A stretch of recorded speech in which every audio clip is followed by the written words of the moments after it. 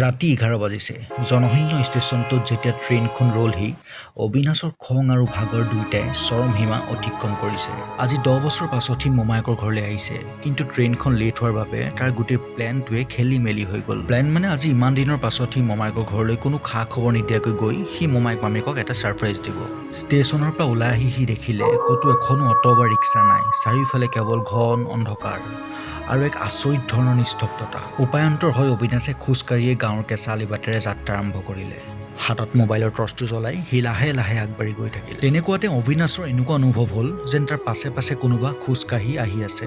অবিনাশে দেখে কোনোবা এজনে হাতত লালটেন এটা লৈ তাৰ ফালে লাহে লাহে আহি আছে। যেতিয়া সেই ব্যক্তিজন আহি পেলাই অবিনাশৰ ওচৰ পালেহি, তেতিয়া অবিনাশক উদ্দেশ্যি সুধিলে, কোন হয় তুমি আৰু ইমান ৰাতিখন ক'ত যোৱা? অবিনাশে তেওঁৰ কথা শুনি থতমত খাই গ'ল।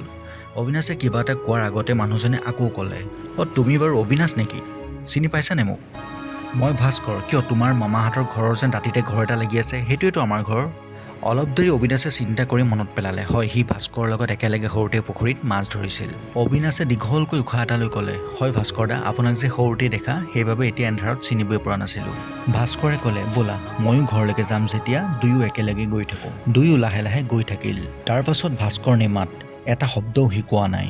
অবিনাশৰ কিবা এটা ভাল লগা নাই। এচাটি শীতল বতাহে তাৰ পিঠিত কোবাই থৈ গ'ল। কিবা ভেকুতা ভেকুত গোন্ধ এটাও তাৰ বাৰে বাৰে নাকত লাগিল। কিছু সময়ৰ পাছতে অবিনাশে মোমায়েকৰ ঘৰ পালেগৈ। অবিনাশে ভাস্কৰক ক'লে, ভাস্কৰ দা আপুনি যাব, মই পালোহিয়ে। কিন্তু ভাস্কৰে অবিনাশক একো উত্তৰ নিদিয়াকৈ নিজৰ ঘৰৰ ফালে সোমাই গ'ল। ভাস্কৰৰ এনে আচৰণ অবিনাশৰ একেবাৰে ভাল নালাগিল। অবিনাশে মোমায়েকহঁতৰ ঘৰলৈ সোমাই গ'ল আৰু মোমায়েক মামীয়েকক জগাবলৈ ধৰিলে। আৰু অলপ দেৰিৰ পাছতে মোমায়েক মামীয়েক ওলাই আহিল। তেওঁলোকে এই ৰাতিখন অবিনাশক দেখি আচৰিত হ'ল। মোমায়েকে অবিনাশক ক'লে, আৰে অবিনাশ, তই ইমান ৰাতিখন ক'ৰ পৰা আহিলি? মোমায়েকৰ কথা শুনি অবিনাশে ক'লে, মামা এতিয়া মোক শুবলৈ দিয়া, কাইলৈ কথা পাতিম, এতিয়া মোৰ বহুত ভাগৰ লাগিছে। অবিনাশৰ কথা শুনি মোমায়েক মামীয়েকে তাক বিচনাখন পাৰি দি শুবলৈ দিলে। অবিনাশে কাপোৰ কানি সলাই শুবলৈ লওঁতেই দেখিলে তাক শুবলৈ দিয়া ৰুমটোৰ খিৰিকীখন মেল খাই আছে। সি খিৰিকীখন জপাব লওঁতেই দেখিলে ভাস্কৰহঁতৰ ঘৰৰ বাৰাণ্ডাৰ লাইটটো জ্বলি আছে আৰু বাৰাণ্ডাত ভাস্কৰ অকলে অকলে বহি আছে। অবিনাশে মনে মনে ভাবিলে, ভাস্কৰ দা আকৌ কিয় অকলে অকলে বাৰাণ্ডাতে বহি আছে? যা, মোৰ ইমান ভাগৰ লাগিছে বুলি অবিনাশে খিৰিকীখন জপাই শুই পৰিল। পাছদিনা ৰাতিপুৱা মামীয়েকে তাক জগালতহে সি সাৰ পালে। সি বিচনাৰ পৰা উঠি গা পা ধুই চাহৰ টেবুলত বহিলহি। তেনেকুৱাতে মোমায়েকে তাক সুধিলে, কালি ইমান ৰাতি তই ক'ৰ পৰা আহিলি? আৰু তই আহিবি বুলি খবৰ এটাতো দিব পাৰ। অবিনাশে ক'লে, কিনো খবৰ দিম আৰু, সোনকালেই পালোহেঁতেন, কিন্তু ট্ৰেইনখন লেট হোৱাৰ বাবেহে দেৰি হ'ল।